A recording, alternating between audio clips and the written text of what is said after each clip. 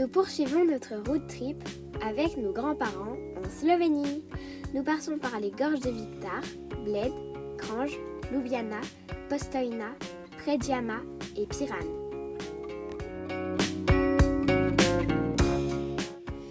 La Slovénie est peuplée d'un peu plus de 2 millions d'habitants.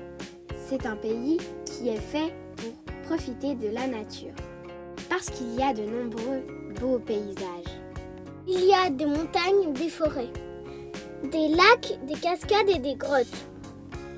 Il y a aussi beaucoup d'animaux, comme des ours, des abeilles et des chevaux. La race des Lipizans est une fierté dans ce pays. Pour commencer nos excursions en Slovénie, nous allons aux gorges de Vintar. C'est un sentier en bois qui longe la rivière de Radovna.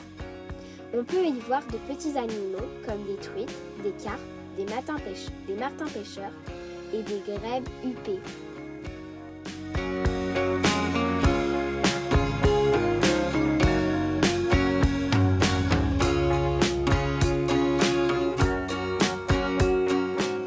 Les gorges ont été découvertes il y a 130 ans par 3 hommes qui ont décidé d'y aménager des passerelles en bois pour que les gens puissent les visiter.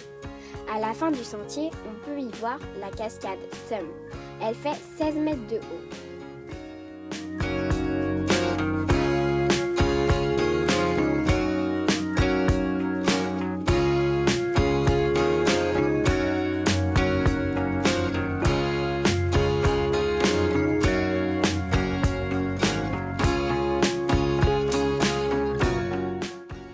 Sur le chemin du retour, on a trouvé des jeux, mais on a pu vraiment apprendre à reconnaître les fruits de différents arbres ou les traces des animaux. On a aussi appris que l'ours, c'est l'emblème de la Slovénie, parce qu'il y en a beaucoup. Entre 800 et 1000 qui vivent dans la nature. Nous, heureusement, on n'a pas croisé d'ours.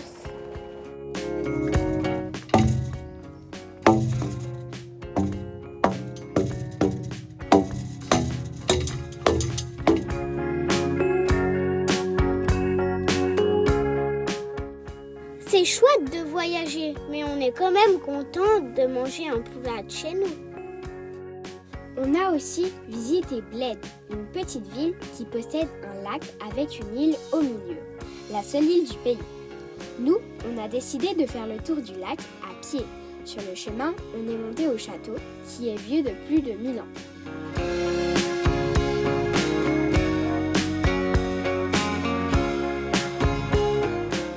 Il y a une super belle vue sur le lac.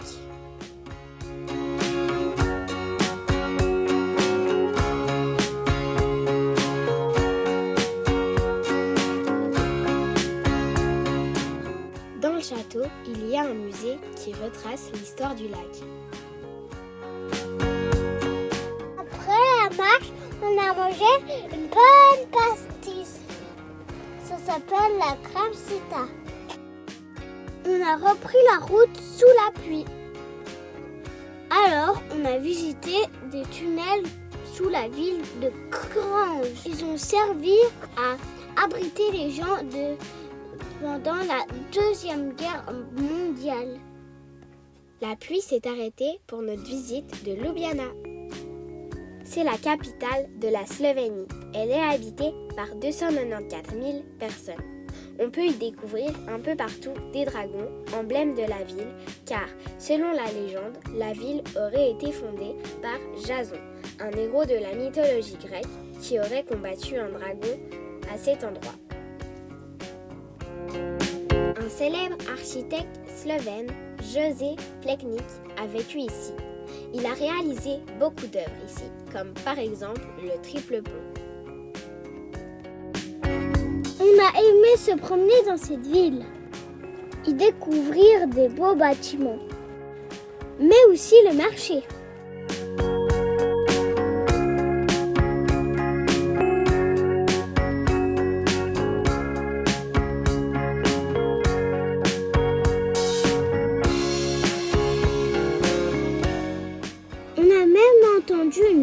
mal chanter.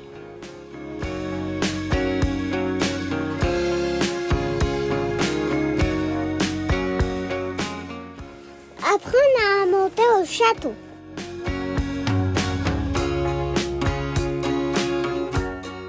Le château a eu plusieurs fonctions à travers le temps. Il a servi d'hôpital et puis de prison. Mais nous, ce qui nous motive pour voir les châteaux, c'est quand même la vue.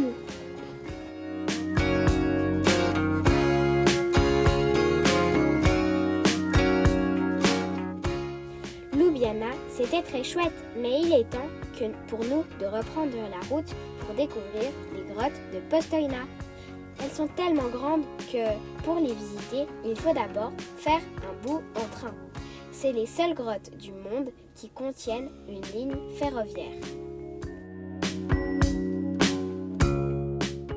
Les grottes ont été découvertes il y a plus de 140 ans. Le train y a été construit en 1872. Une fois que le train nous dépose, on marche dans les grottes pendant plus d'1 heure et on découvre des stalagmites et des stalactites vieilles de millions d'années. On descend à 120 mètres sous la terre. Il y a plus de 20 km de galeries et de cavernes à l'intérieur. Il y a même une salle qui est assez grande pour faire des concerts avec 10 000 personnes. Pendant cette visite, on apprend beaucoup de choses, comme par exemple qu'il faut entre 100 et 400 ans pour former 1 cm de stalagmite, ou encore qu'il y a environ 13 000 grottes qui se cachent en Slovénie. On rencontre aussi une petite bête qui y vit. Elle s'appelle la protéanguillarde ou salamandre des grottes. Elle vit dans l'obscurité pendant 100 ans et mesure 30 cm. Elle peut tenir 10 ans sans manger. À 20 minutes de Postojna se trouve Predjana. Là-bas, on y visite un château construit dans une falaise de 123 mètres. On appelle ça un château troglodyte. Ce château est devenu célèbre grâce à un chevalier nommé Erasme Luger. Il était considéré un peu comme le Robin des Bois de l'époque et s'est réfugié dans ce château pendant 1 année avant d'y être assassiné. En visitant ce château, on se rend compte comme cela devait être difficile de vivre dans l'humidité de la pierre. Par contre, le lieu est stratégique pour se protéger des ennemis que l'on voit venir depuis des meurtrières et sur qui on peut renverser de l'eau bouillante à travers les mâchicoulis. Avant de prendre la route, on n'a pas oublié de faire mon anniversaire. Maman fait des bons gâteaux, même en voyage. Notre dernier arrêt en Slovénie est à Piran. Elle a été sous la domination de Venise pendant 500 ans. Ça s'explique pourquoi on a trouvé que ça ressemblait à Venise. Avant de visiter la ville, on profite de la mer Adriatique et du soleil.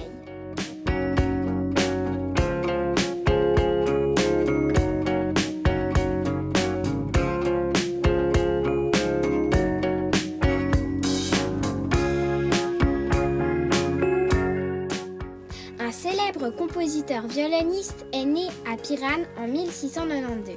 Il s'appelle Giuseppe Tartini. On retrouve à Piran une statue de lui et la place principale porte son nom.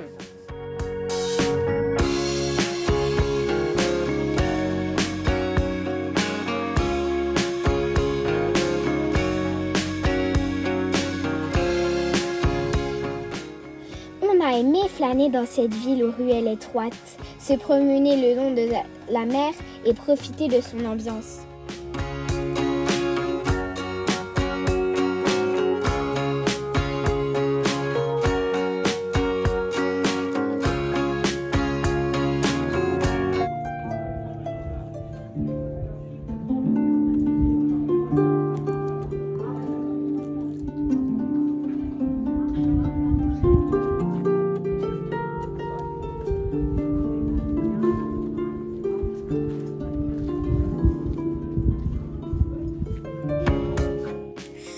Comme d'habitude, on doit quand même monter pour en voir la vue. On voulait laisse l'admirer.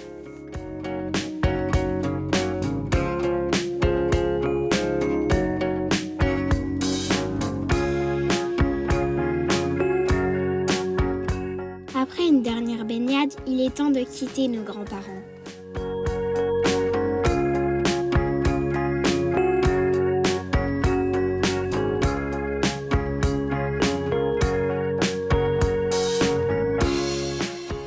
Alors, pour se changer les idées, on découvre les salines de Piran.